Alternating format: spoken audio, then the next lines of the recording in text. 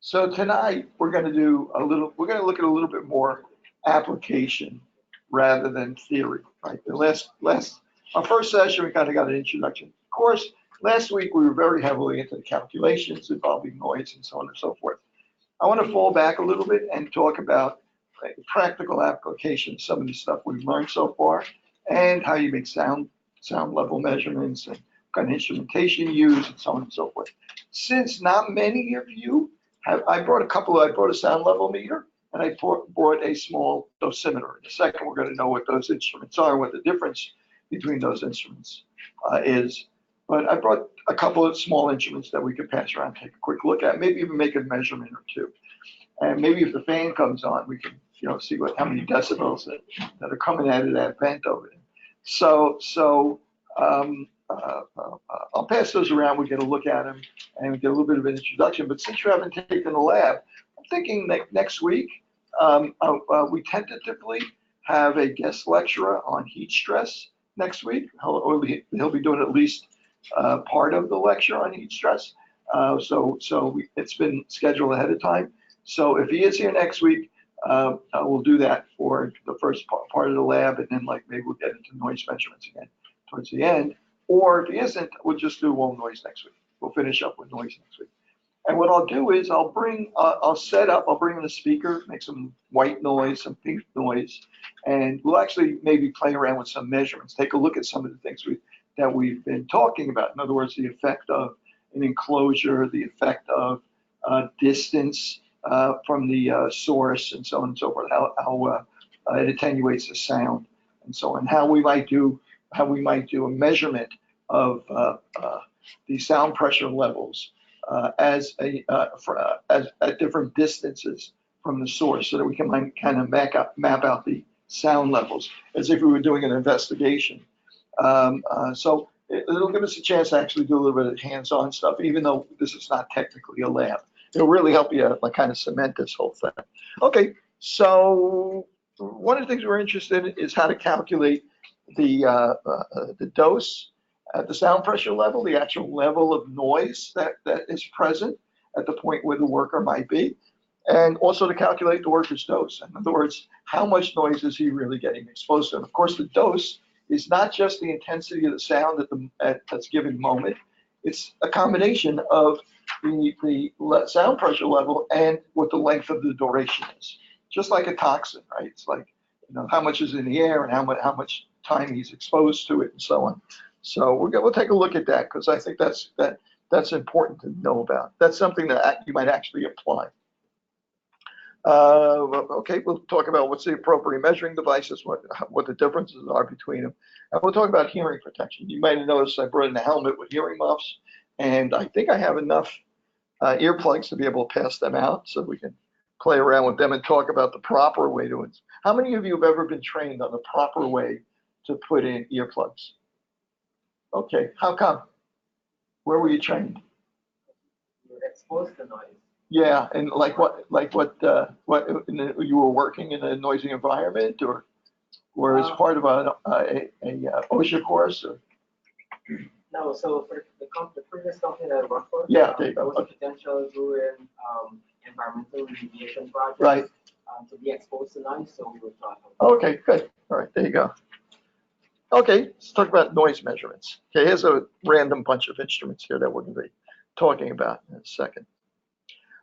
In addition to instruments that we use to measure sound pressure levels and measure dose, we also, of course, have to have devices that allow us to calibrate those instruments. A measurement is never any good unless you can rely on it to be accurate, right? So in industrial hygiene, we're always calibrating. Everything we do, we calibrate. Okay, if you do occupational exposures, you're going to want to calibrate all of your instrumentation before you do the exposure measurements. You want to calibrate them again after you do the exposure measurements. So, and if you're involved in any litigation, one of the things that's going to come off if you have expert testimony is they're going to ask you, did you calibrate the instrument? What method did you calibrate the instrument? What does the manufacturer say about how to calibrate it, and so on and so forth. So if you really get involved in sound level measurements, and there could be any kind of litigation involved, you want to make sure you're calibrating correctly. Yeah. Is there a way to maximize the screen? You mean Make it bigger? Yeah. Okay, let's see what I can do. I think I can. That's a little better, eh? Okay, that's about the best I can do. After the title one's got off. Yeah. Is it? Oh, I see what you're saying. Yeah. Okay. Okay. So sound level meters. This measures the sound pressure variations in the air. That's your SPL, your sound pressure level, your micropascals, and so on and so forth. Okay. It provides basically instantaneous readings. That's not really true. It actually reads over a short period of time, from milliseconds up to, say, a full second. In fact, most of these instruments have a setting on them for a fast response or a slow response. When you're doing very sophisticated laboratory work, you may need to have a very fast response if there's a very short duration sound or something like that. But for most of our measurements, we're going to use a slow response, which updates every second. It averages readings over a second, roughly a second, and it displays the reading that for that average for a second. It's you'll see the numbers change like every second or two. The fast response, they're just dancing through the instrument. It's very hard to get a reading on. Oops. Okay. Okay. One of the things that we're going to use a sound level measurement device in this SLM for is, since we can just carry it around the room and read sound pressure levels, we can use it to do surveys. So for instance, in this case, what's happening here is there is a 92 decibel source over here, a filling machine, there's a high-speed blender over here, 98 decibels, and so on and so forth. And what they've done is they have used this sound level meter. They've used this to take a radius of 3 feet, 6 feet, and 8 feet around, and they've measured how many decibels of sound, how much noise. They've measured each one of these areas.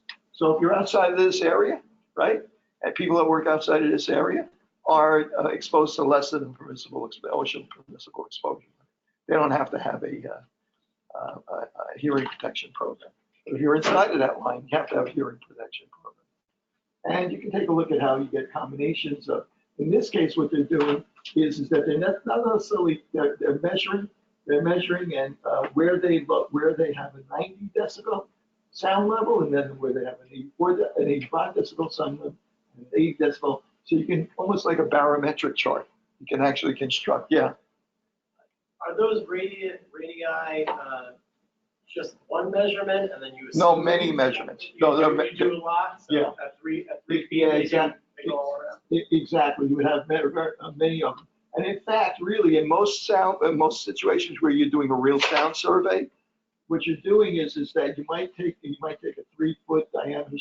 You might actually take a sound level reading here, and where it measures 90 decibels, make a little tick mark there. Then move over here where it measures 90 decibels, make a little tick mark here, 90 decibels, 90 decibels, 90 decibels, 90 decibels, and then connect them together. So it's kind of like, from that point forward, you're above 90 decibels. And similarly here, they might do it with 85 decibels, and they might do it with 80 decibels, and so on. Okay, so in this case, this is a sketch Brian made up. In this case, he's actually just, measuring he's measuring 8 foot from that source, and he's measuring it in a couple of spots, and it's averaging about 85. But in a real sound level, these would not be nice concentric circles here. They might be wavy and stuff like that, because you want to see the points at which you exceed a certain level. Okay, spot checking noise, spot checking the levels of noise that are present, and also checking the levels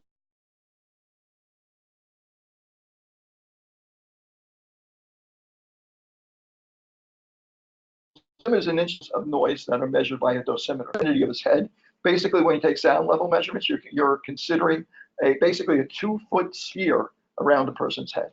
So you would have an instrument or a microphone that might be on his collar or on a device that he's wearing on his head or something like that. So you can take sound level measurements right in his hearing environment. Okay, so that dosimeter, that's what OSHA wants to know about. That's what's going to determine whether or not you have you require a hearing protection program. Okay, so whenever you're talking about OSHA permissible exposure levels, you're always talking about specific measurements on the worker, right? So you're not talking about area measurements. So in this case, you might use this as a method to check that dosimeter, to see if that dosimeter is reading properly. Okay, and we'll take a look at what the difference looks like from these two things. To check a worker's noise dose whenever a dosimeter is not available. So you can take maybe a quick reading to get an idea of whether what the measurement is. Again, the only thing that OSHA is concerned about is 8-hour time-weighted exposure for determining whether there's a permissible exposure limit. So you can take a short-term measurement to get a rough idea, and maybe you have a high level of confidence that it's always going to be below that level, and you decide not to do individual monitoring. But if it's anywhere near close, the only thing that counts is individual monitoring.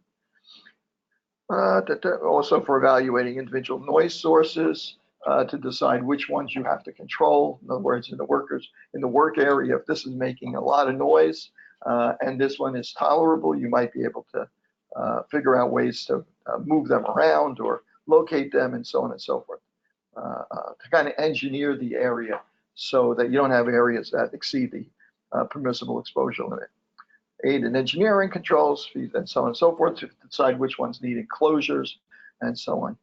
So it's basically like a survey device for the most part. Yes. Oh, you got both. And dosimeter means anything that measures the dose that a worker is exposed to, right? So it could be a radiation dose, could be a noise dose, could be if there were, in fact, they have carbon monoxide devices where you can wear, if you work in the carbon monoxide environment, you can wear a badge that changes color, right, as you're exposed to carbon monoxide. So if you wear that over an 8-hour period, you can, at the end of the day, hold it up against the chart, and you can, see what your dose was. If I have a device to measure carbon monoxide in my hand, a direct reading device like an IAQ indoor air quality monitor, and I can read on there an instantaneous reading what the level of carbon monoxide is, that's not my dose. That's just the current level, right? The dose is what you've been exposed to while you've been in that environment, right? So, and it's time weighted, right, over that period. Let me, since we seem to be talking about this so much already, somebody stole my table. What happened to the table? What's that? Oh, it's back there. Okay. All right. Okay, here's a sound level meter. Okay, this particular sound level meter can be programmed for A scale, C scale, and Z scale. It's currently programmed for A scale. You'll see it on here. It'll say LAS. L is for sound pressure level, and AS. And right now, as I'm talking, it's reading about 70 decibels, 75 decibels. So if I want to start doing a survey in here, what's the first thing I have to do with this thing? Bingo. Thank you very much. Okay, excellent. I have to calibrate the thing, right? So we have devices for calibration. This basically is a little sound production device. If you read somewhere on it, right down here, it says that it produces 114 decibels at 1,000 hertz. So when I turn this switch on, can you guys hear that from back there? Right, when I turn the switch on, you can actually hear this making noise. Okay, so now, I'm not measuring this out here. I actually have to put this in here. And I got the wrong one for this particular device. Notice the hole is too small. They have inserts for it, right? So in other words, for a different device, for this device really should have a different insert. But I can, in the meantime, kind of hold it like this. What's it read? 108? Yeah, why is it not 114? Because it's not enclosed. It's not, in other words, it would normally be completely enclosed. It would just barely slide in here, and it would actually read 114. This instrument I know is calibrated, right? So if I had the right sleeve for it, it would read 114. So now I know that this thing is at 1,000 hertz is reading properly. Okay, and so I could also now find the sound source. Next week I was going to just hand this around. Next week I'll bring in a small speaker, so it can actually make some noise, okay?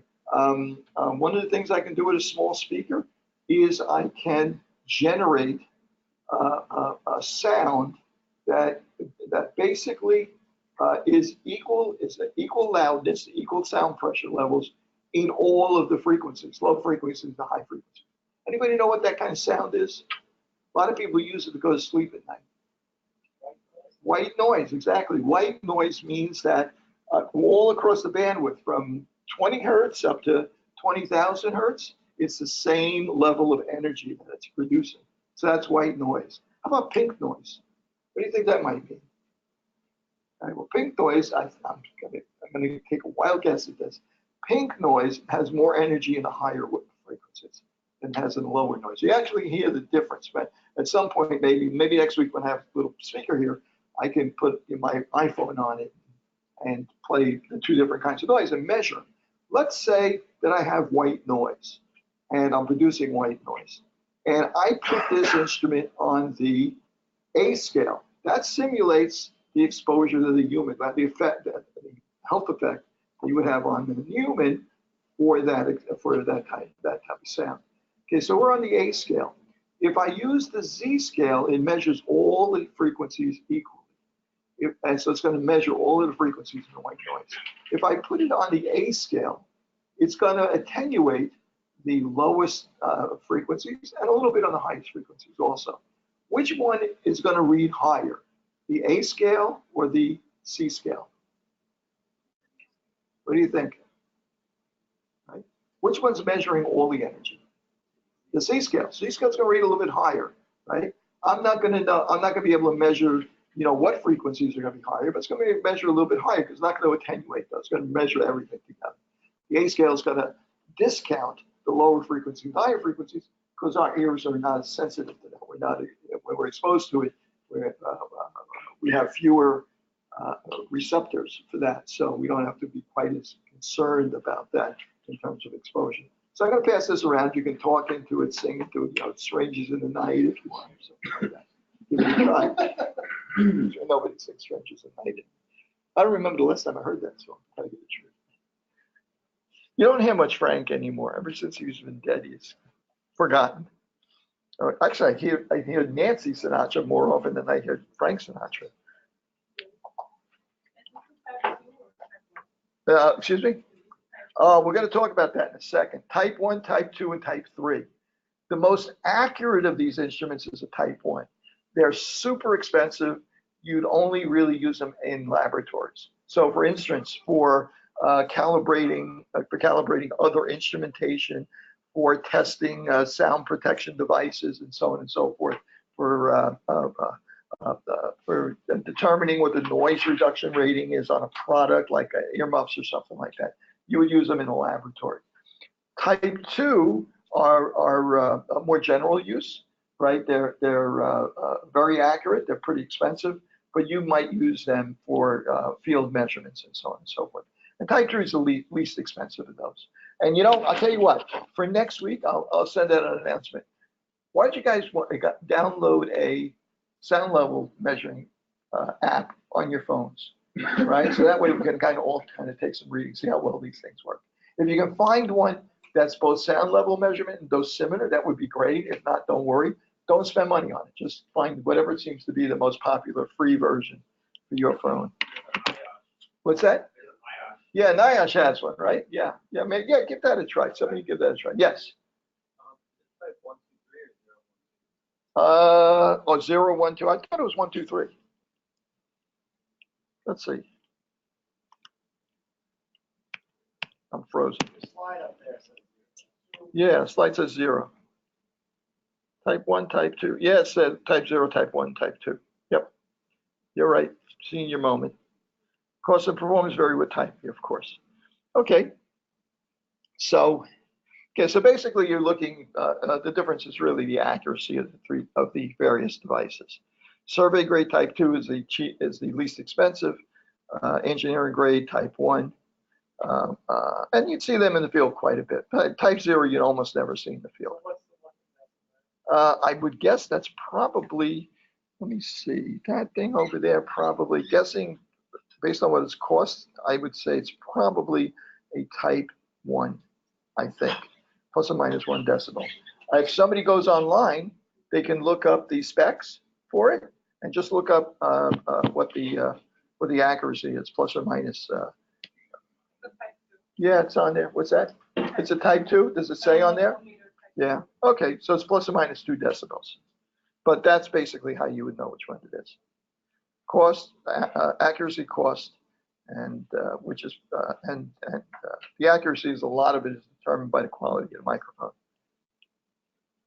Okay, type 1 versus type 2. What do we got in price there? 1,300 versus type 1 is 3,000, and that's 1,300. I think the price is much cheaper nowadays than they were then. Okay, so how do we use this thing? First, you position the microphone in the worker's hearing zone. If you want to make a quick measurement, a short-term measurement in the worker's hearing zone, again, that's like 2-foot circle diameter around his head. And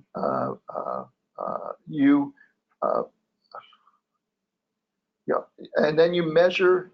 You want to hold it 1 meter. You want to hold it out. You don't want to hold it close to your body because your body is going to be attenuating some of the noise that might be produced. And you want to use a windscreen because you don't want to get measure short-term change. Remember, the wind, the pressure of the wind, right, is much greater than that little bit of pressure from the sound. So it can really impact the reading that you get. So literally, that is much greater than what my voice is. My voice doesn't produce that same effect on there.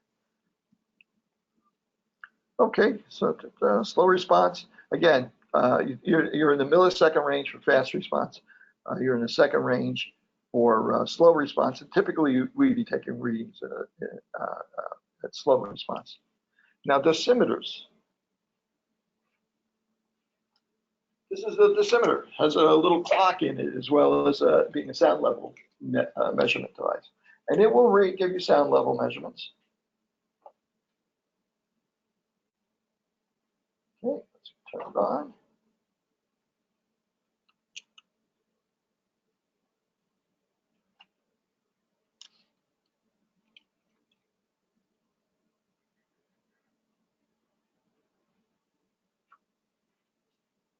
Okay. Sound level meters are not capable of calculating. No, because they don't have that. You can program them to store. Some of them have memory in them. You can program them to store data, which you can download to. Many of them have programs you can connect to. You can download the data, maybe take a reading every minute. And from that, when you download it, either you can do it on your own, like with Excel, or you can use a program that it comes with to calculate the dose that they were exposed to. Okay. But they themselves will not display it. Now, a dosimeter actually has everything. It's a little computer in there. It has everything you need, not just take a sound level, short-term sound level measurement, but also to calculate the dose, the percentage of the permissible exposure limit that you were exposed to. Now, given this instrument has a lot of different settings on it, I have it set up so it's reading. Right now 71, but I read about the same thing, about 70 decibels as we saw before. Might hold them. One thing we might want to do is hold these two together, the sound level meter and this together, just to do kind of a quick bump check on this thing. So what are the settings that I want to put this on if I'm going to do worker exposures? First of all, what's the first thing I want to do? What's that? Make sure your battery's full. Yeah, make sure the battery's full. How about calibrate again, right? The calibrate is the first thing we want to do. Second, make sure the battery's full. How about the third thing? What setting? Okay, we want to tell it, we want to program it. So if we're not there, we might have it just reading continuously. If we're going to be on the job site, it's going to wear it for the full 8 hours. And we can talk about later on what the idea of whether you should wear it during breaks and stuff like that and so on. Okay, most people leave them on during breaks because it's just more practical. But what are the variables here? When we measure sound, we have a couple of things we have to be concerned about, right? In terms of like what we're measuring. Okay, so if we're taking measurements of the human exposure, what setting do we have to have on here? A scale. We want to make sure it's on the A scale, right? Probably want a slow response. And there is another thing in here, and that is that OSHA has really 2 standards for exposure to noise. It has its permissible exposure limit, right? It also has another version that's called a hearing conservation standard. Remember what we talked about the OSHA permissible exposure limit? What's the problem with that exposure limit? It's one of those exposure limits that are not protective. If you're exposed at that permissible exposure limit, after 20 years of exposure, you're going to have significant hearing loss, right? So it's not a protective standard.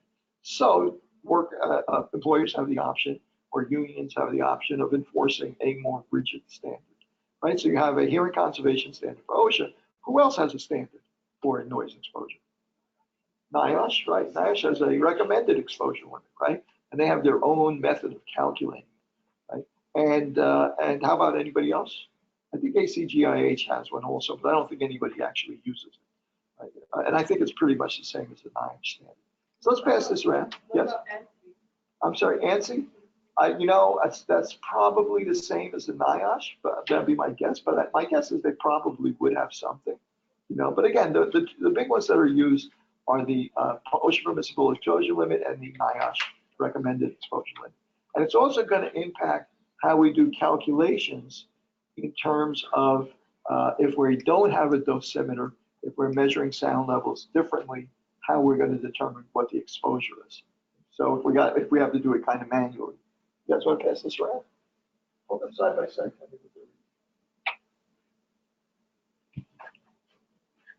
Read them first and then talk. So?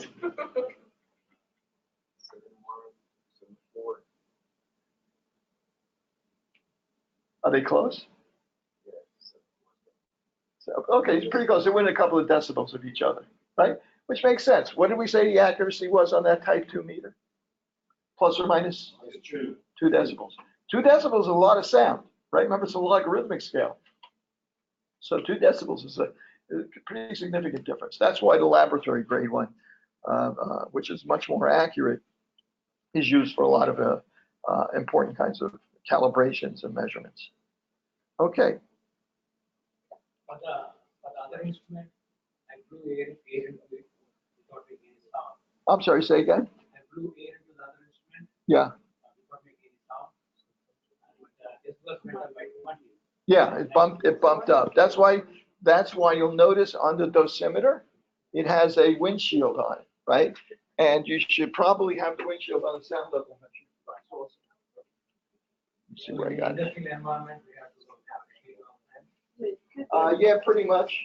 I mean, if you're indoors and there's no air movement and stuff like that, and you're alone, there's not a lot of activity, you wouldn't bother with it probably. But if you're outdoors or if you're in an environment where there's a lot of motion and activity that generates air currents and stuff like that, you would put like that. Yeah, this on.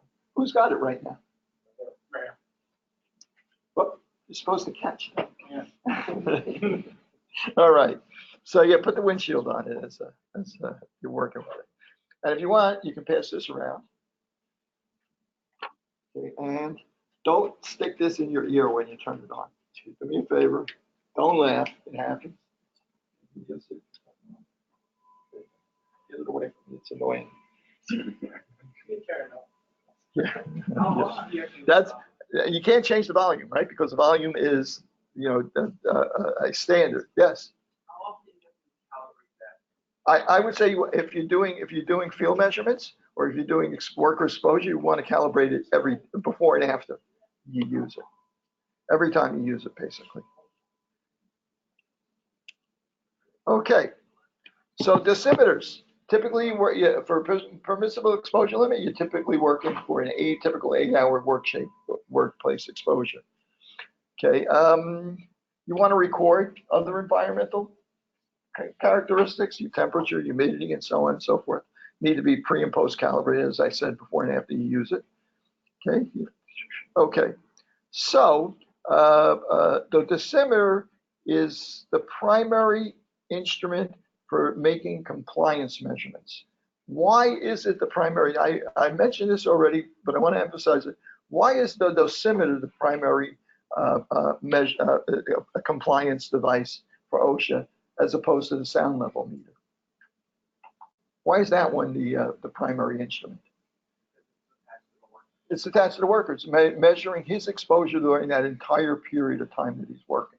The other device is just taking short-term readings. Okay, so that's why it's primary. Okay, OSHA criteria, and the way that if this is set up for the OSHA PEL, it has a 5 decibel exchange rate. We're going to get into a chart in a second where it discusses the level of sound exposure and this thing called exchange rate. So if you are exposed to noise at work that's over 85 decibels, what happens? What do we apply? We have a hearing conservation standard. What does that mean? What do you do when you have a hearing conservation standard? We spoke about this briefly, I think, last week, right? What does that mean? So now you're exposed to too much work, more than the OSHA standard, which is 85. Does it mean that you have to start wearing earplugs and earmuffs and so on and so forth at 86 decibels? No, because the permissible exposure limit to 8-hour time weighted is 90 decibels. 85 is where the standard kicks in. At that point, you have to evaluate the worker's environment, decide whether you can control it below that, and among other things, you have to provide education, and you have to monitor the worker's hearing during the course of his career, during the course of his work. Okay, so those standards start to kick in. The actual exposure limit for OSHA is 90. For NIOSH, it's 85. For OSHA, it's 90. Okay, so now that means you can be exposed for how long in a workday at 90 decibels? Right? What's the OSHA standard always? 8 hours, right? So you can be exposed to 90 decibels for 8 hours. Well, now, what if you're exposed to 95 decibels? What happens then? Can you be exposed for 8 hours? No, you can't, right? Because you'll only be exposed to 90 decibels for 8 hours. OSHA uses an exchange rate of 5 decibels. That means for every 5 decibels you go up above 90 decibels, you can only be exposed for half of that time. So you can be exposed at 95 decibels for 4 hours. How about 100 decibels? 2 hours. How about 105 decibels? 1 hour. How about 110 decibels? Right, half an hour. So every 5 decibels cuts the exposure time in half. Okay, so that's a 5 decibel exposure limit. Does NIOSH use a 5 decibel exposure limit? Well, we're going to find out. We're going to come across OSHA pretty soon. And the type of reading you're going to take is a slow measurement. And at 85 decibels, you have the hearing conservation program, or 90 decibels, you actually start to put in administrative and engineering controls. Administrative controls means we're going to talk about that. We got a pyramid that we're going to come across in a second. I'm getting ahead of myself. Okay. Okay, so what are the issues with dosimeters? Well, one of the things that you can have a problem with is when they say contamination, they mean very short duration noises that are very intense. So for instance, if every once in a while there's like a very loud bang or something like that, it can make it more difficult to figure out what the level that you're continuously exposed to. Right?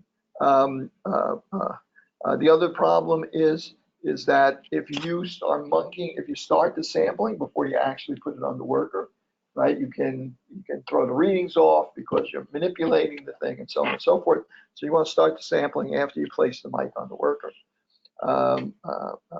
And you also want to make sure occasionally that it's actually reading correctly by taking sound level measurements and making sure that they work together, that they're agreeing with your dosimeter.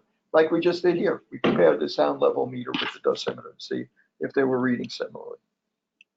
Now, octave band analyzer. Let's see if I can't have a. If I have a. Okay, so in some situations, this is not necessarily in most measurements where we're trying to comply with the OSHA standard.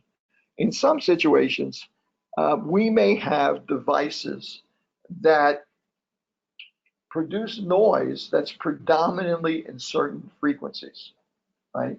And we may be able to use special devices to protect the worker from those frequencies that are better at filtering those frequencies out, or we may be able to alter the instrument or enclose the instrument to find some way to attenuate those particular frequencies.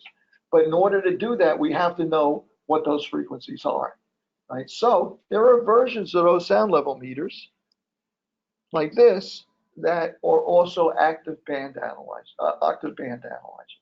What's an octave? Anybody on the piano, what's an octave? Anybody know what the frequency of middle C is? Huh? I think it's and somebody must play the piano, right? I think it's 800, what is it, 440, 880? Huh? That's A? Say, I knew somebody would know. What is C? You know? Okay, we use A. That's middle A is what, 440? Okay. What's the next octave up? What's the frequency of the next octave up? It's easy. Double it. It's 880. What's the next A? Right? 1720, 1760, right? So an octave actually doubles the frequency. And it's broken up into how many steps? Octave. 8 steps, with like keys in between, half steps as well. The keys in between. So when you play a piano and you hit low C and you hit high C, they resonate, right? Because one is double the frequency of the other. So they line up every other way it lines up.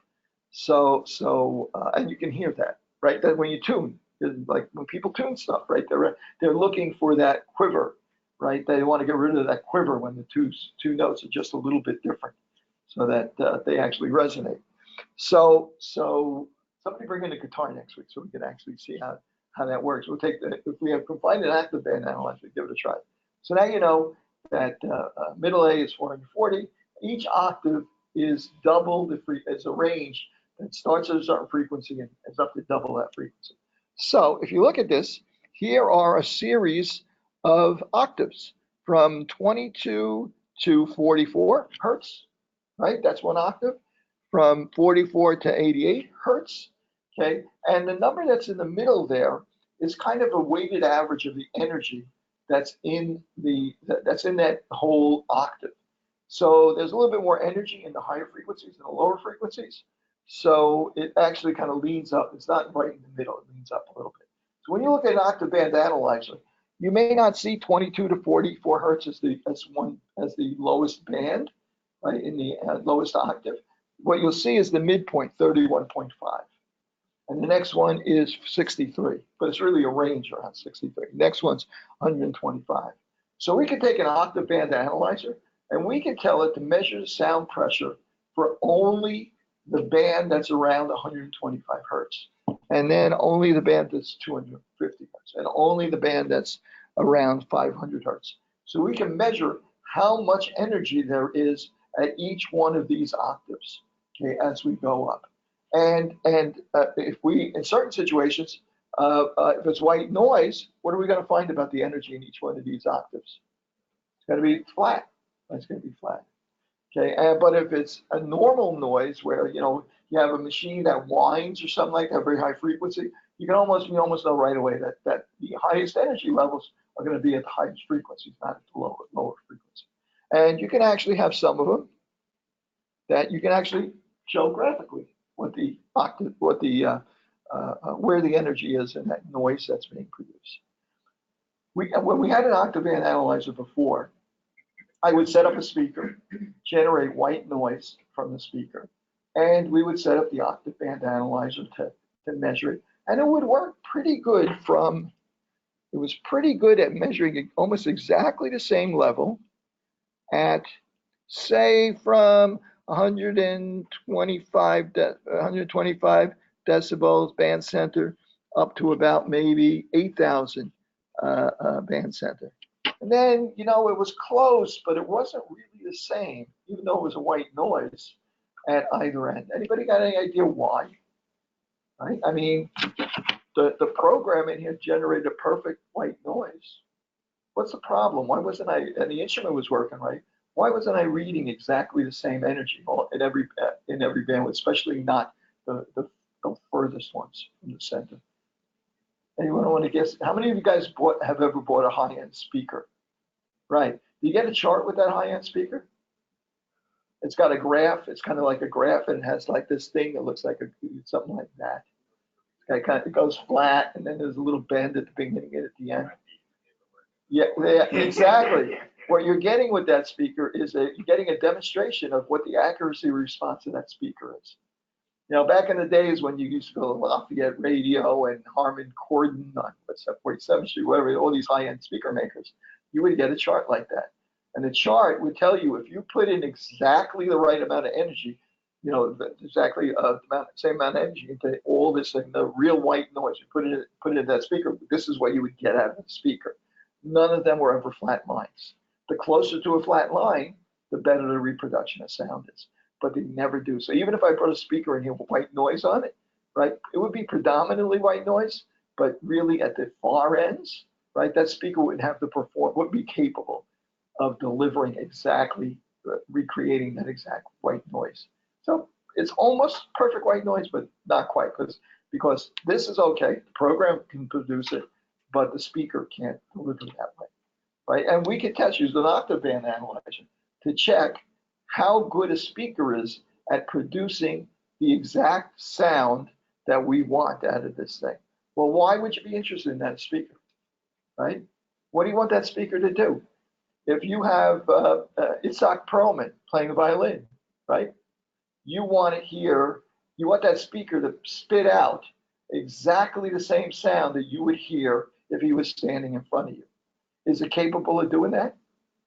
Almost. Right? A speaker that has a very perfect flat line would literally do that. Right? It would reproduce the sound that went in exactly the same way.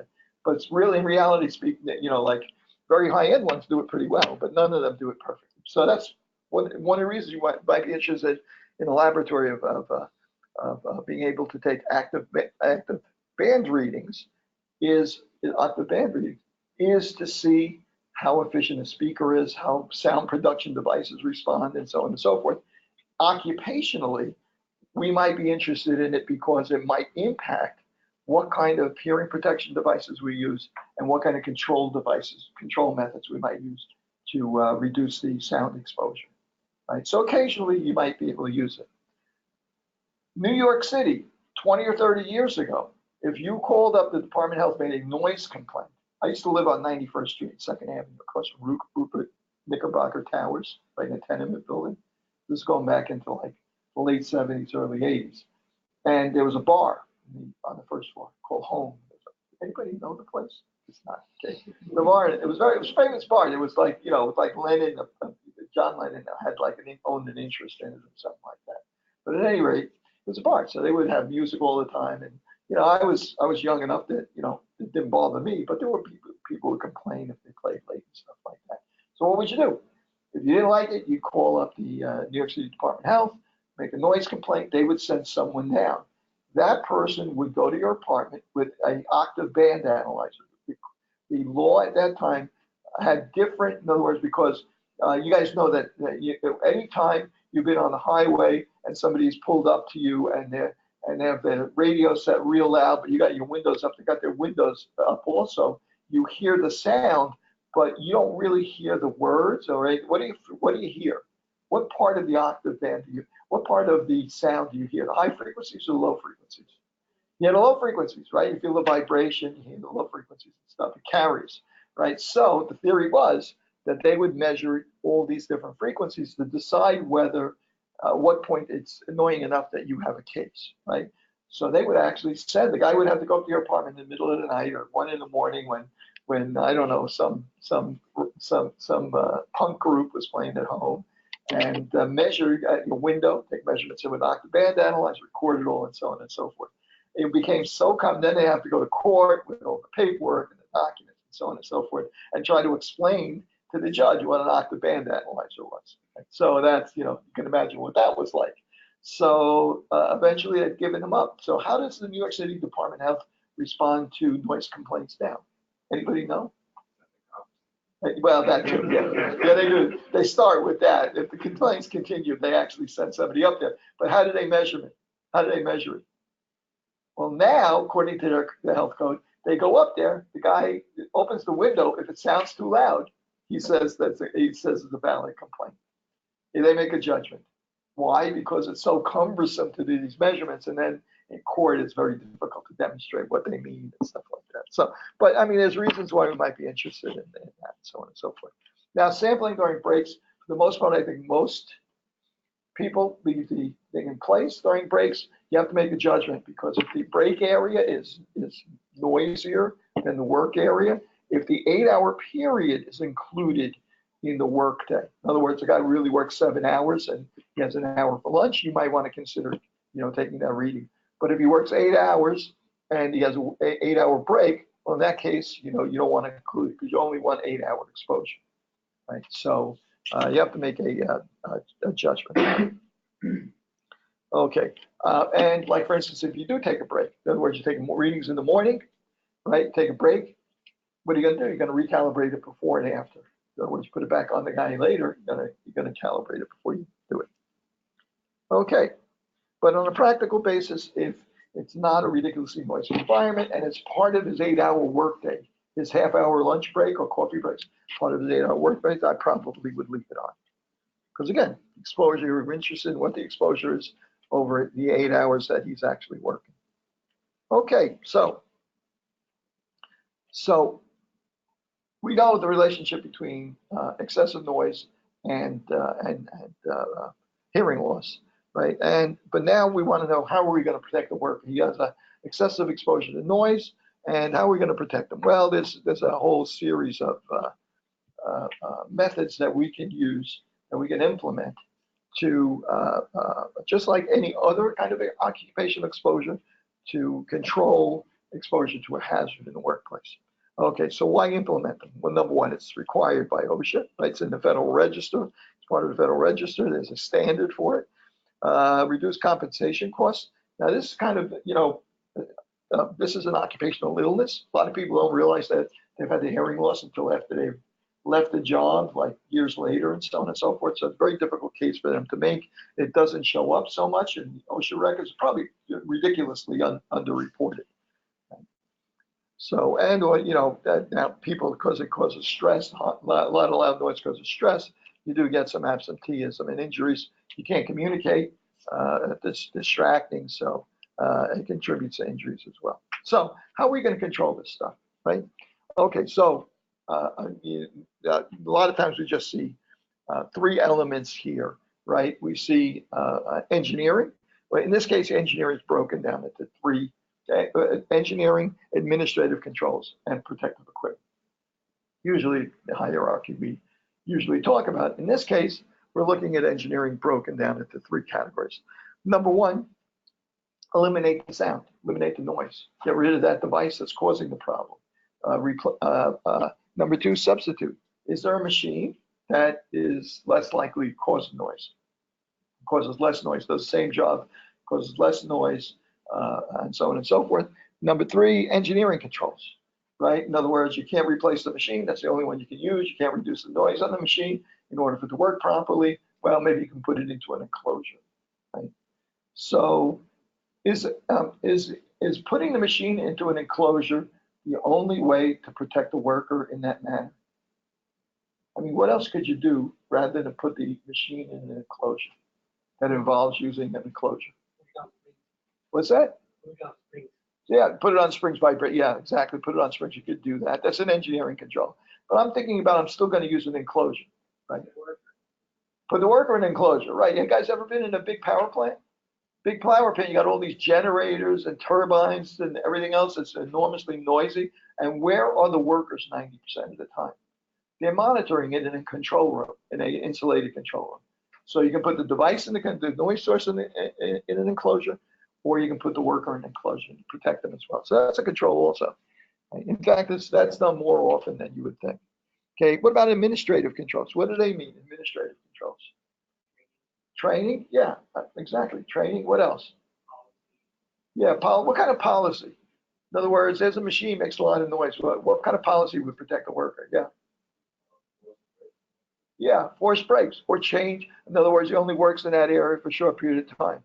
In other words, he trades jobs with someone else and nobody is exposed for, you minimize the exposure for each worker, by giving them other tasks that don't involve noise, right? So that's another way, yeah, that's another way you could use an administrative control, work rules, and so on and so forth. So, and then you get to what's the last line of protection? PPE, right. If you're an industrial hygienist and you're using PEPE, what's happened? You failed. That's my personal attitude. You got to make a guy wear something to protect him. You failed, right? Because why have you failed, right? Which is the least reliable of all these things? Putting an enclosure, making them take breaks, and so on and so, which is the least reliable thing in this hierarchy. Don't worry about a PPE, because number one, it's got to fit right, it's got to work right, and most of all, what? He's got to wear the damn stuff, right? So that's the weakest point of this whole thing. You can make all sorts of rules and stuff like that. You can enforce the rules, make sure they follow them, and so on and so forth. You can put in engineering, you can do substitution, so on and so forth. But once you go to PPE, you're dependent on the worker to really comply, and you're dependent on the equipment to really protect them. And we're going to talk about like how we measure how effective these protective devices are protecting the workers, and applying something called noise reduction rating, NRR, noise reduction rating, in a second. Okay, but that's the word that you get the personal protective equipment. It's difficult at that point. Now I know if you're in Chernobyl and you're cleaning up radioactive waste, there's no getting around personal protective equipment, right? But anytime you can engineer it out or manage out the hazard, that's a much better way to approach it. Okay, noise controls. You have to have controls when the subject of sounds exceeding 90 decibels for a time-weighted 8-hour period. If they fail to reduce the sound levels below 90 decibels, hearing protection must be provided and used to reduce the sound level below the PEL. So you need to get the worker's exposure down below the PEL.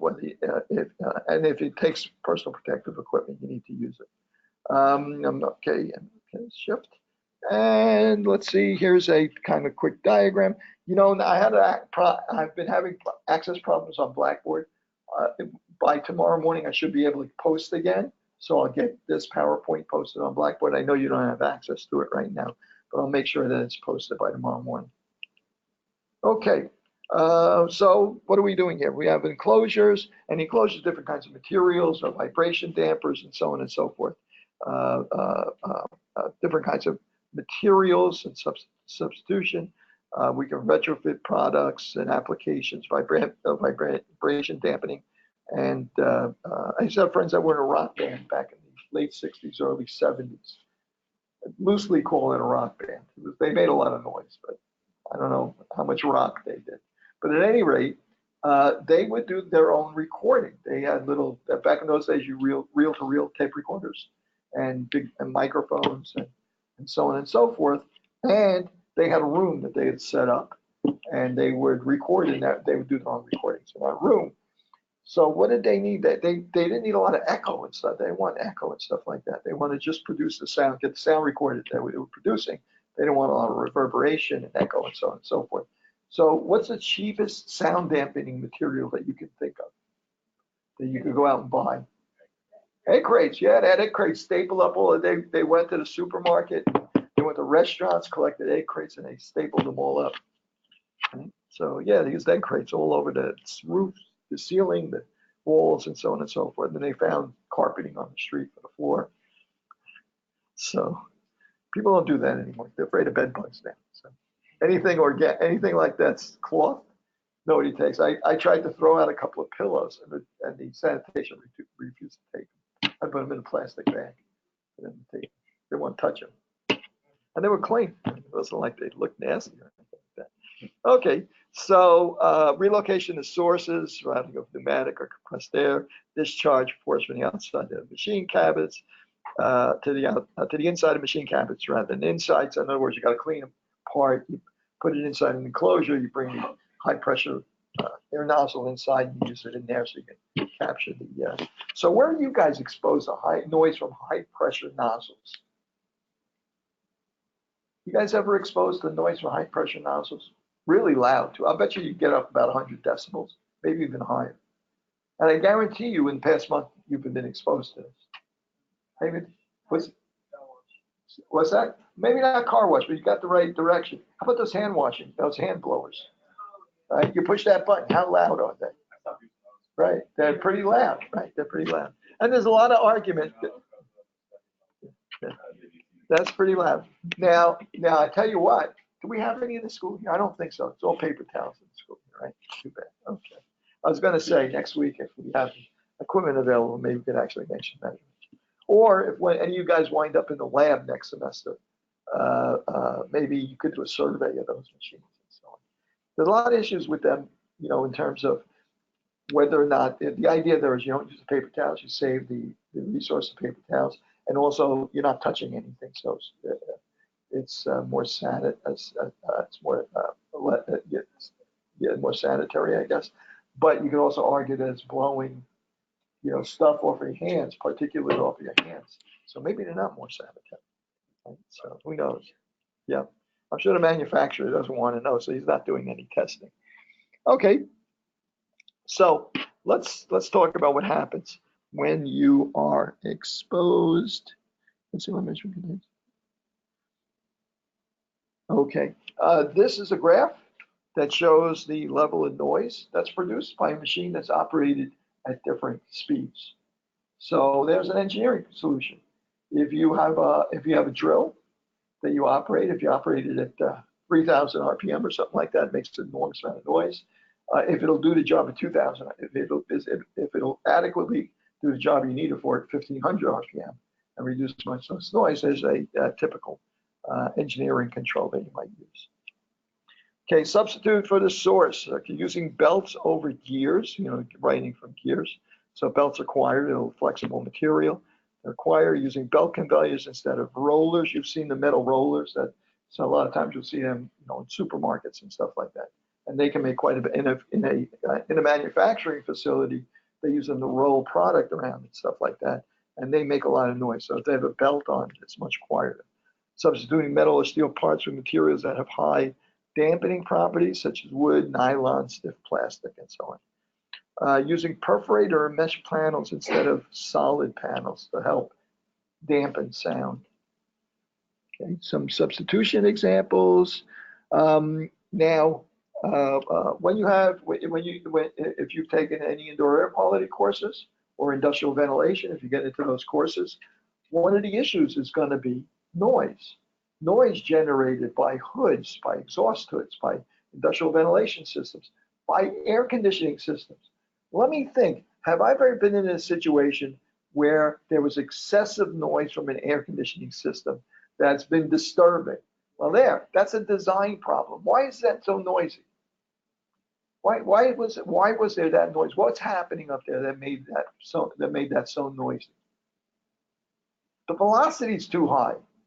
Right? You know what? These diffusers that we don't have in this room. See these diffusers on the side here? They're taking the place of ceiling diffusers. Ceiling diffusers, the air comes down, and you'll notice that there are little curved vents in them. Comes down, so instead of going straight down and hitting you in the head, you kind of like they diffuse the air, they turn and curl, and the air mixes and so on and so forth. For most of them, you only have maybe each one only have a couple hundred CFM. Cubic feet per minute coming out of them. This one over here, it seems like a couple of those are not working, right? Or they're blocked or are turned off. And these two up front here are taking all of that air that would go through these ones in the back, and they're blowing it in here. They're blowing it in here very fast, perhaps a lot faster than it's necessary. And back there's dampers that they can use to control the flow of air that's going through this ductwork, right? Now, it could be somebody left them wide open. It could be that they're motorized dampers or pneumatic dampers, and the controls, and they're connected to the thermostat back there, and the controls, that's called a variable air volume system. And those controls should control how open those dampers are. So if the room gets warm and we do more cold air, they open a little more, but not wide open, right? So it could be the controls are bad, could be the dampers are jammed, could be a number of reasons, but the reason for the noise was the velocity was too great. Same thing with an industrial ventilation system. The velocity has to be high enough that you want to capture the contaminant, keep it suspended in the air so you can get it out of the building. So if you're dealing with a gas or vapor, right? Well, that's not going to fall out inside the ductwork. So you can have a nice slow flow through the ductwork. If you're dealing with fine dust, well, now the air's got to move a little faster. Otherwise, the dust is going to settle out inside the exhaust duct, right? The capture duct. So you need to get a little faster. If you're dealing with grinders that are spitting out large particles, you really have to keep the air moving really fast. Keep that stuff suspended so you can get it out of the space, right? So, but the deal there is that as you increase that velocity, there's more friction inside the ductwork, and you're going to generate more noise. Not only that, but when it gets to the end, when it comes out of the device, and it's got to go across the room to that other side, if you have a dead end up there in a right angle, 90-degree right angle, that air is going to blow up there, hit that ductwork, blow across, and make a lot of noise as it creates friction up there, right? Noise and heat, generating noise and heat as it hits that. If you had a gentle slope, gentle curve, the bigger the radius of the curve is, the less noise you're going to generate. So you can substitute. You see it here. You can substitute. You can modify the design of these air handling systems so that you can control how much noise they generate. Bad job here. I think it's got to be a control issue here, not a design issue. I would think they would have anticipated that noise. And it's not doing it now. Maybe they fixed it. So, okay. So here's some examples of modifying the process, the industrial process. So instead of dumping material directly into the middle of a hopper, it runs down the side of the hopper instead. Okay, and here they substituted a mesh belt guard for a solid one. So that helps attenuate the noise a bit as well. Relocation, move the equipment further apart or into areas where you can control it even better. Okay, we remember this formula. Okay, noise pathway. Okay, there's an enclosure.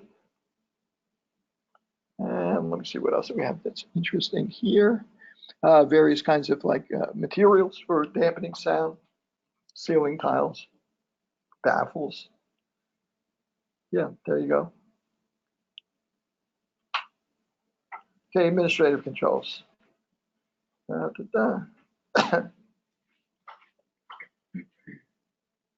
Rotating workers. We've discussed a lot of this stuff. This just came back. It's a repeat. Okay, hearing protection devices. Last option. Right? We failed. Haven't managed to control it. So now we fail. Now we have to provide the worker with a hearing protection device. Now, if you have a hearing conservation program because you're above 85 decibels, you need to provide that protection at no cost to the employee, and you got to replace it as it wears out or as necessary. Okay, types: earplugs, earmuffs, ear caps. Okay, earplugs are remarkably good at reducing the amount of sound that gets into your ear, but you got to make sure you have it installed correctly. It's got to be, compress it properly, get it into your ear, way into your ear canal, and have it expand so it really blocks out the noise. They're remarkably effective at reducing noise exposure. A little bit hard to measure. There's no techniques that can use it. Earmuffs are also very good. But what's the problem with earmuffs? Why would I have a problem wearing earmuffs and having them work effectively? Me personally. Glasses, right? If the earmuffs on, there's a route for the sound to get. They don't seal up quite as well. How about people with large sideburns or something like that, or facial hair? Same problem. We're in a business that doesn't like facial hair. What can I tell you about that? Too bad, right? Okay, so now let's take a look at a couple of these things. I brought a couple. Okay, so in this case, the earmuffs happen to be connected to this hard hat, pump cap, and let me find the numbers again. Okay, there you go. See if you can't find a number on there, a model number. They buried in the model number. You would think they put a label on there, but they buried in the model number. I think if you look, it's on the outside, I think. Try the outside. All right, somewhere on there, there's a model number. Try on the earmuffs themselves. But rather than the hard hat, try the earmuffs. Yeah. Yeah, that's just a standard. But if you look on the outside of the earmuffs, somewhere on there, 26. Okay, what do you think that 26 is? That 26 is a noise reduction rating, right? Now, the paperwork that it came with probably had a lot more information on it, but they buried it in the model. That's a noise reduction rating.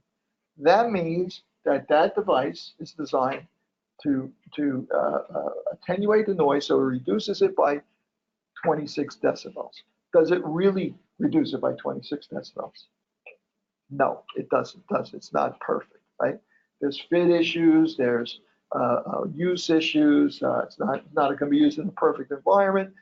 We discount that in a certain way to make sure that we assume a noise reduction rating for that thing that it really can achieve.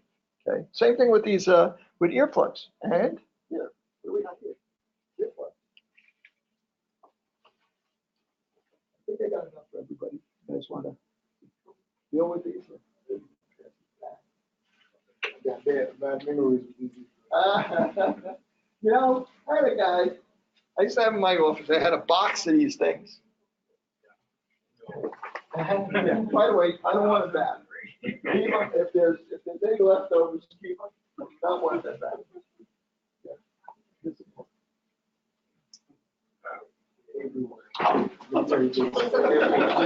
Oh, yeah. Is that military? Yeah, it's military. Okay. I had a worker. I had in my office, when I used to do some training, I had in my office, I had a box of these things from 3M. It was about that big. I must have been 1,000, like 10 gross, maybe 1,440. It must have been like 10 gross to them or something like that. Just a ridiculous number. And I had a couple of guys who come in, grab a handful, and then I wouldn't see them again for a month. And then they come in, grab another handful and so on. I had a guy who was in there like twice a week grabbing a handful of these things. Right? I said, "What are you stacking on these things? What do you do with these things?" He gave them to his wife. He snored. So he'd bring these things home for his wife. He doesn't want to sleep on the couch. Exactly right. So you bring these things home. He didn't use them at all ever, but he was in there picking them up the most. Okay, so earplugs. I'm going to play a little video on how to use these things. I'm going to be doing on time. Okay, so some of these earplugs are usually pretty easy to put in. Some people struggle with them, and they use these kinds instead. They find them a little bit more convenient. These don't work as well because they don't actually go into your ear canal. They're just little blockers. These actually, you squeeze them, and they actually go into your ear canal. I'm going to just quit this for a second and see if I can't find that video, which I emailed myself. Actually, I'm just going to go see if I can't find it here. It's just easy to do the search again. 3M.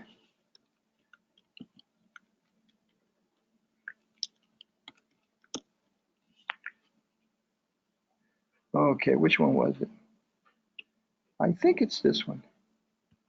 Let's give it a try. Hello, I'm Elliot Berger, Senior Scientist, Auditory Research for Aero Technologies, and I have been working with foam earplugs since they were invented in the 1970s. We have learned much since then about how to use them well and how effective they can be.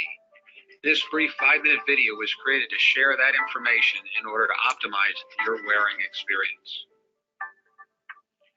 In the next few minutes, I'd like to explain to you some of the features of using a foam earplug to get the best comfort and the best protection. Although foam earplugs are relatively easy to use for fine performance, if you pay attention to these details, they'll work a lot better for you. With a foam plug, unlike another piece of foam, for example, a bathroom sponge, which you squash and knead and squeeze, with a foam plug, there's a particular way that you want to prepare it for insertion. You want to roll it into a very tiny, tightly compressed cylinder. Now, some people like to roll it along their fingers like this. Other people like to roll it around their fingers. Some people, because they need some extra finger strength, will use both hands. The only thing that doesn't work because it causes a distorted and creased plug is to roll it between the palms of your hands.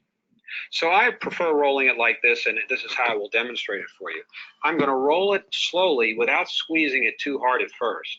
As the plug gets smaller and smaller, I'm going to squeeze it harder and harder.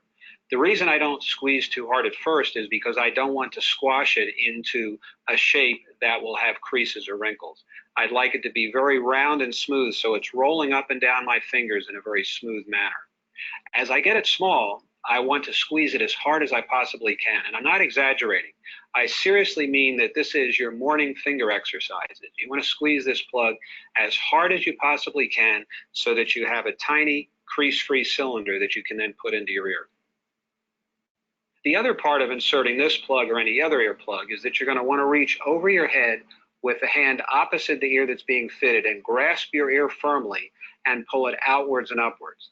The reason that we do that, as you see here, is that as we pull on the ear, it changes the opening of the ear canal. You can see how now I have my ear opened rather widely, and it will be easier for me to get a plug in. For different people, the direction may vary somewhat, but in all cases, you will be grabbing the ear between the thumb and forefingers and pulling it away from the side of your head. So you roll the plug down while you have the plug well compressed. You keep rolling it. You bring it up to your ear.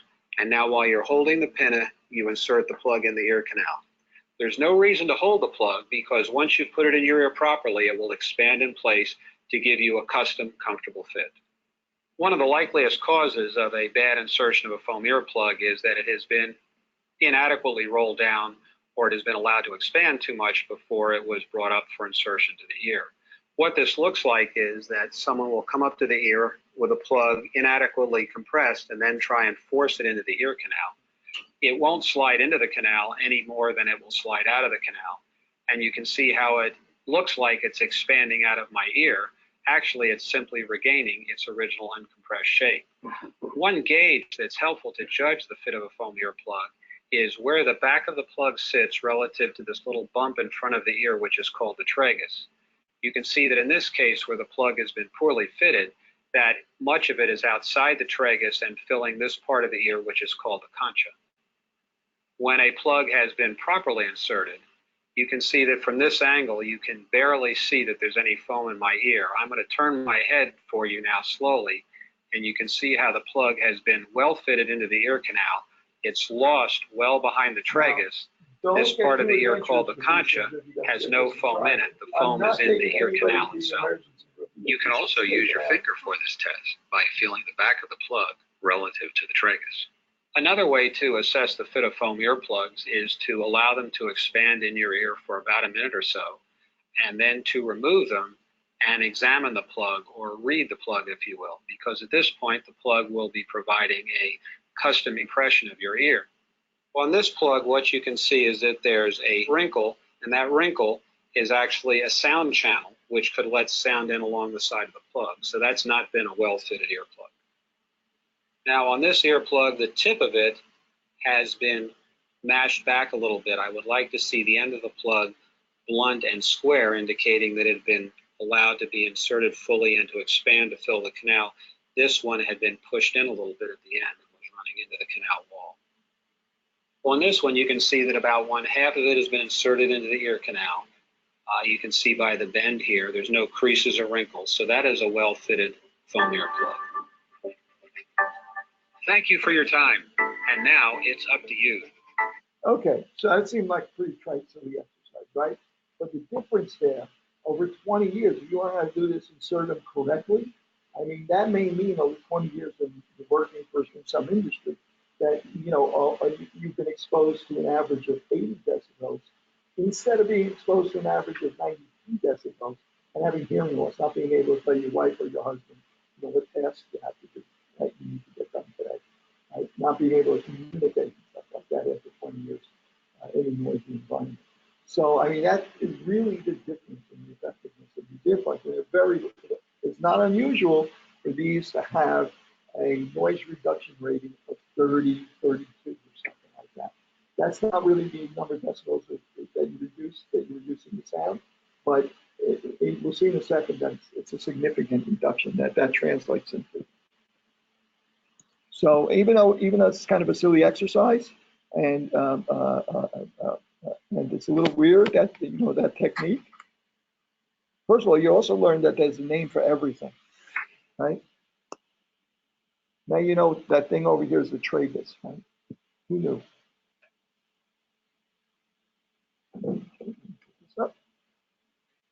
Okay. Foam, they're made of foam, disposable. Some are reusable, right? I don't think the real hard plastic ones are reusable. They're not quite as effective.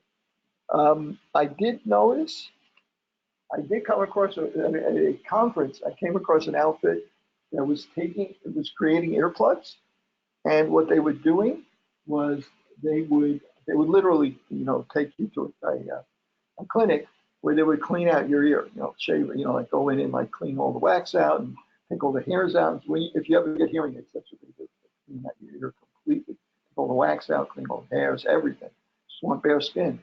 And they fit the earplugs, the hearing aid, to your ear. It's designed to fit specifically in your ear. That's why they cost $3,000, or a pair of hearing aids, typically $5,000 and up, right? And they're not covered by Medicare or most insurance. Very expensive. Apple, Google, a whole bunch of other companies are starting to get into that market because they're dealing with a hearing device, you know, like speakers and hearing devices that go into your ear. They're getting into that thing, getting into that market. And so you're starting to see just the tip of the iceberg in terms of large-scale manufacturer of hearing aid devices. Also, the population's aging, so there's a market for this stuff. And they're starting to get into this market, or testing the market for this kind of stuff. And you're getting into things that have just as good performance at $500 or $1,000 or something like that. Difference is that for the most part, they're kind of general fit. They're not specifically fitted to the individual. So they may not fit as well. You may have to do your own judgment on how they fit. They may have to come with multiple different, you know, housings or something like that. Just like little, you know, your ear pods a lot of times come with that. But they're getting into this market. So they would literally, these hard type, the best kind would be ones that are designed specifically for your ear, and they can take a mold of your ear and do that. This one outfit I saw, they actually used scanning technology after you cleaned out your ear to model the inside of your ear canal. And they would produce a plastic earplug that would go into your ear just like that and fit perfectly. And it even had a little bit of electronic. They used 3D printing for it. They used a little bit of electronics in there, had a little tiny microphone. So it could actually do active noise reduction, like Bose headphones, in these little earplugs as well. And so it's a blocker, and it's also active noise reduction. Maybe we'll get a chance, we'll talk about that at some point. So here you go. And you can see custom fit earplugs that are designed specifically for a person's ear. Okay, and then we went through foaming, and there were, oh look, same video. Okay, so fit testing. How do you test whether or not this is really effective? For the most part, you're not going to see much fit testing done with these kind of devices. The assumption is that if you get them to fit properly, you assume what the noise reduction rating, you assume how protective they are based on the manufacturer's noise reduction rating. But it's not the same thing as taking these headphones and putting on somebody's head, producing a noise, and then measuring the level of sound inside the headphones and outside the headphones. Very similar, you guys may have seen respiratory fit protection, where they do that, right? Like mask, and you sample the air inside the mask and outside the mask and compare them. So you actually can test that, do a quantitative test. They can do that with these things as well. Most situations they don't. They rely on the noise reduction rating. Since you're not really testing how good they are in a particular individual, you have to discount the noise reduction rating.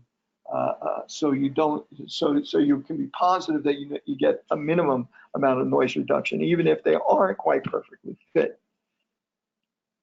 Okay. So, and the frequency response, depending on the type of device you're using, it might have a better response of reducing sound levels at different frequencies. Again, Octave band analyzer help you figure out whether the device you're using for detecting the worker is really appropriate for the kind of sound, the frequency of the sound that you're exposing them to. Okay, selection and protection, sound level, work environment, how often they expose to excessive noise, how durable does the device have to be.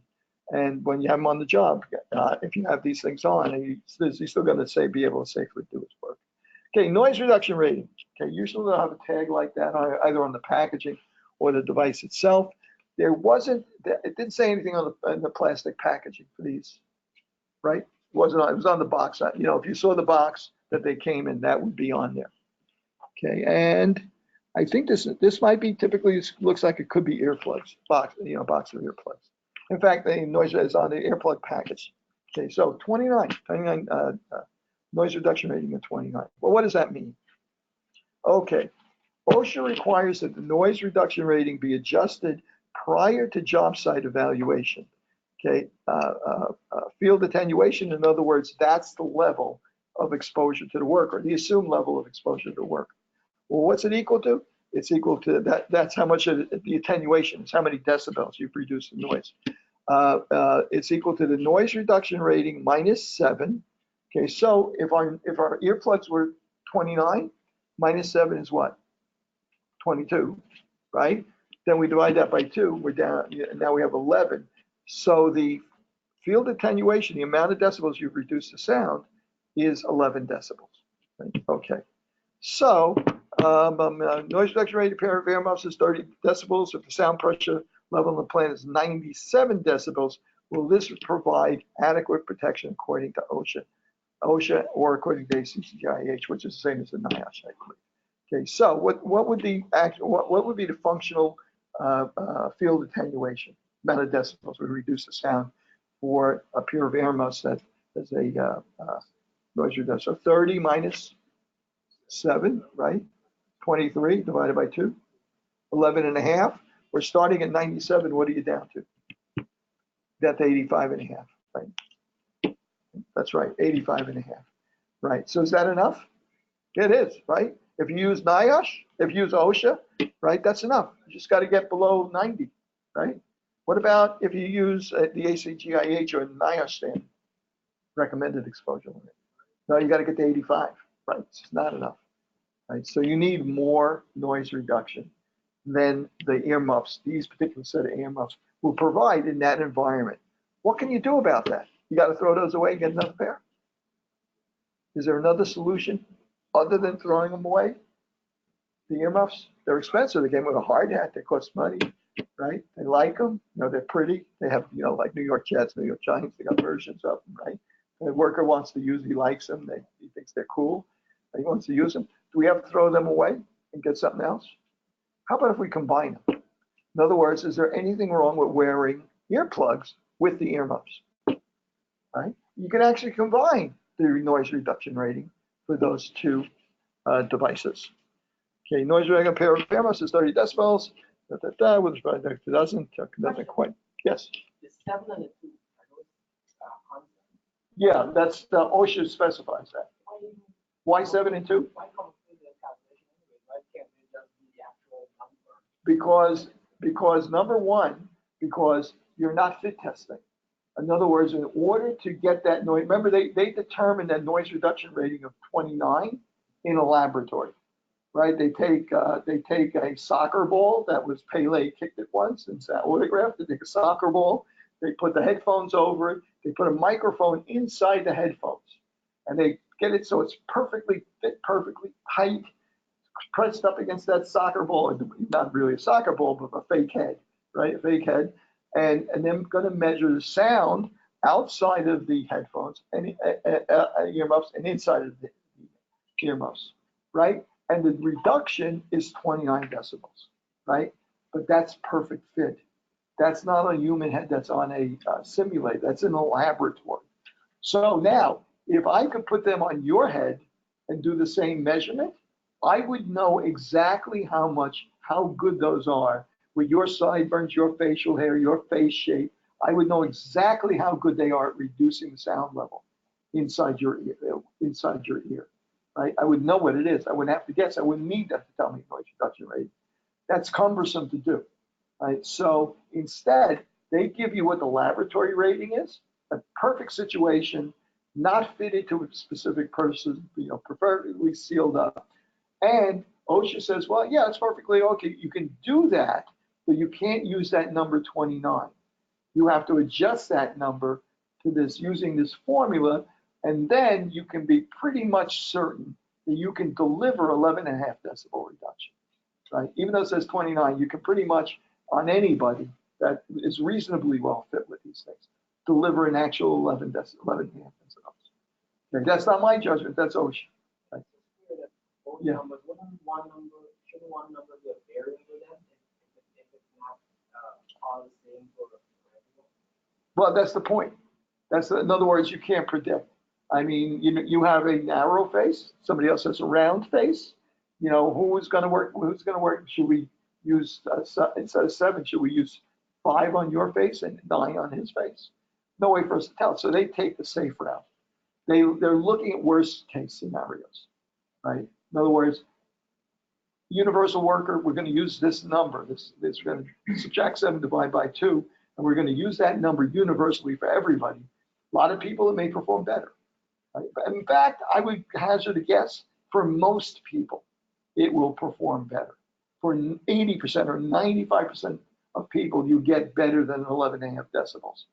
But for some small portion, you won't. You'll get either 11.5 or maybe even a little less, right? Because it's just the fit or whatever it is. It's just not working as well for them. And OSHA's been, I'm sure they've done research on this, and they figure, you guys take statistics? Have you guys taken statistics? How many of you guys have taken statistics?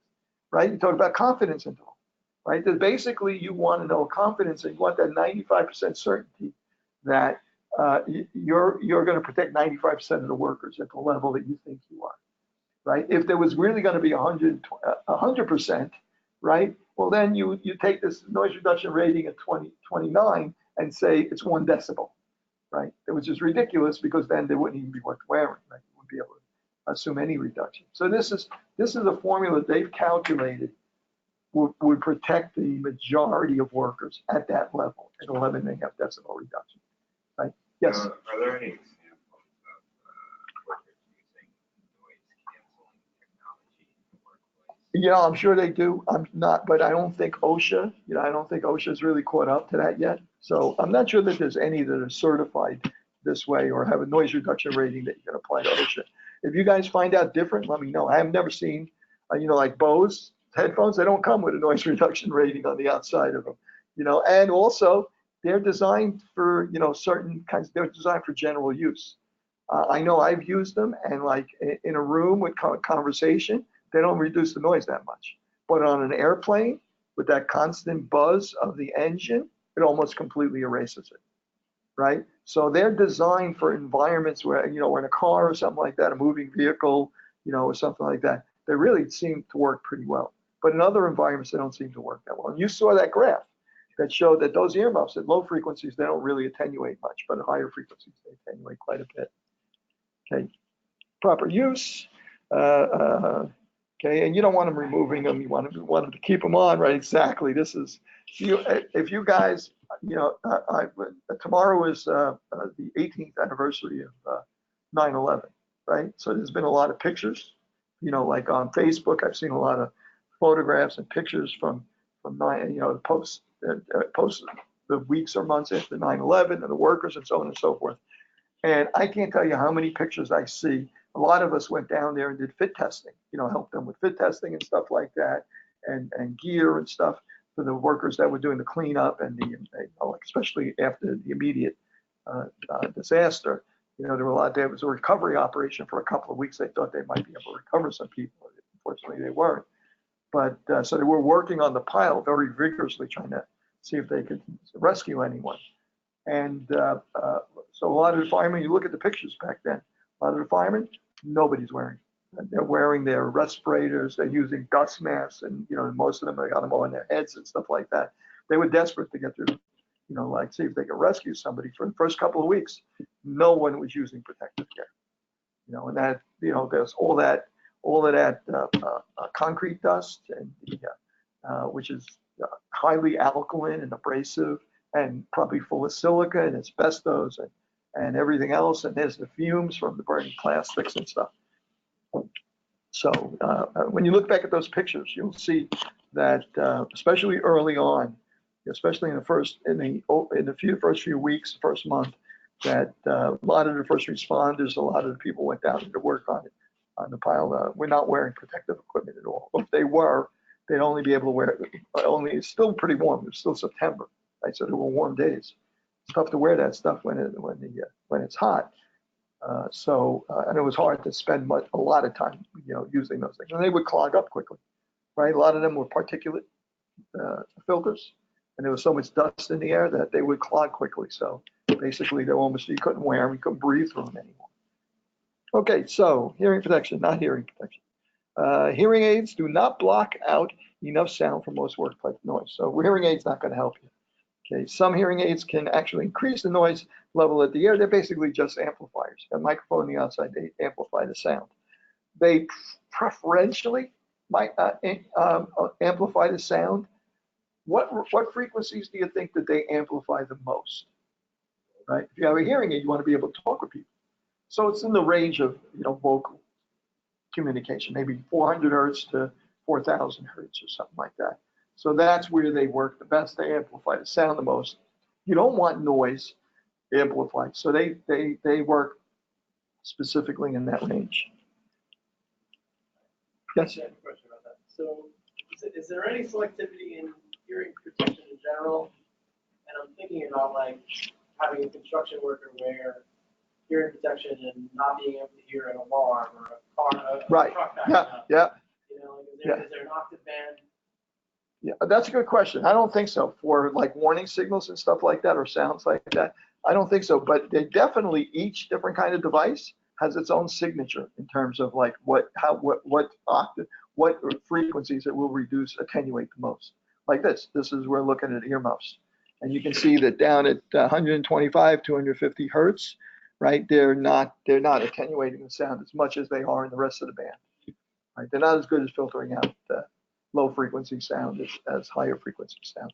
But other devices may be better at that.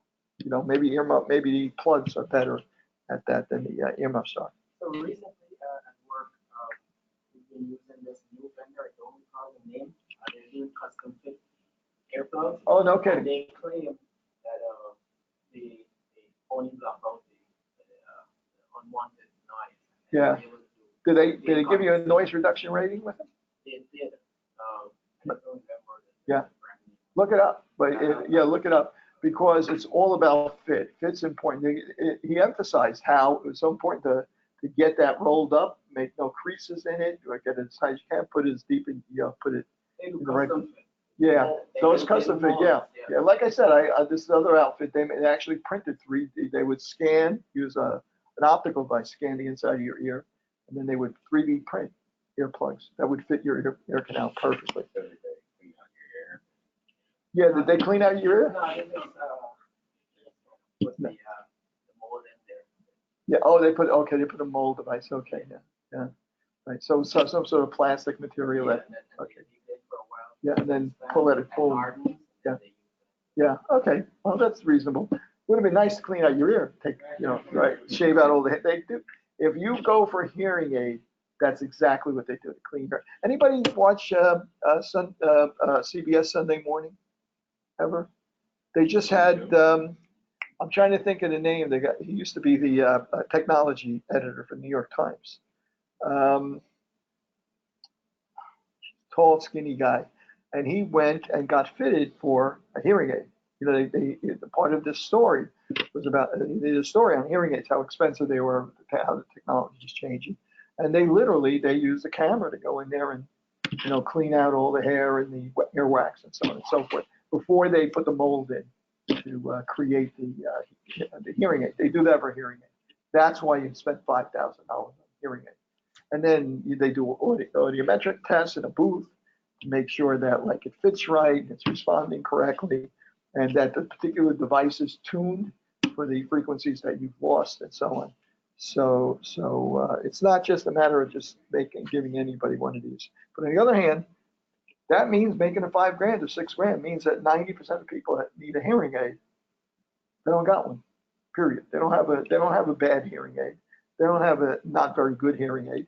They don't have a sort of good hearing aid. They have no hearing aid, right? Because it's just they can't afford $6,000. And who needs them?